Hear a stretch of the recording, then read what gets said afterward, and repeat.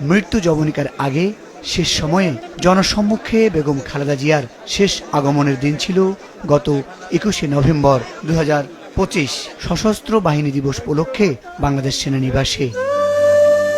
আর কখনো বেগম জিয়াকে এভাবে দেখা যাবে না।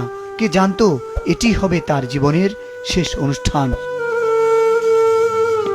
সশস্ত্র বাহিনী দিবসের সংবর্ধনা অনুষ্ঠানে যোগ দিতে ঢাকা সেনানিবাসের সেনাকুঞ্জে যান বিএনপির চেয়ারপারসন ও সাবেক প্রধানমন্ত্রী বেগম খালেদা জিয়া।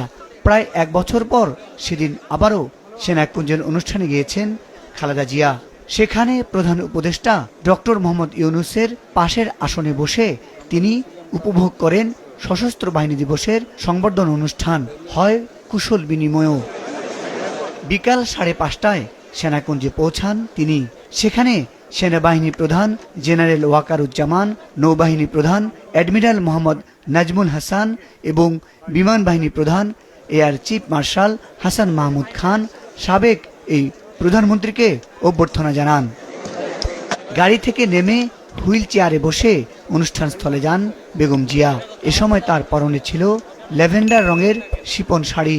হাত তুলে তাকে অভিবাদনের জবাব দিতে দেখা যায়। এর আগে বিকেল 3:50 বেগম জিয়া গুলশানের বাসা ফিরোজা থেকে রওনা হন। প্রধান উপদেষ্টা অধ্যাপক ইউনূস সেনানিবাসে পৌঁছানোর কিছুক্ষণ পর অনুষ্ঠানে পৌঁছান বেগম খালেদা জিয়া।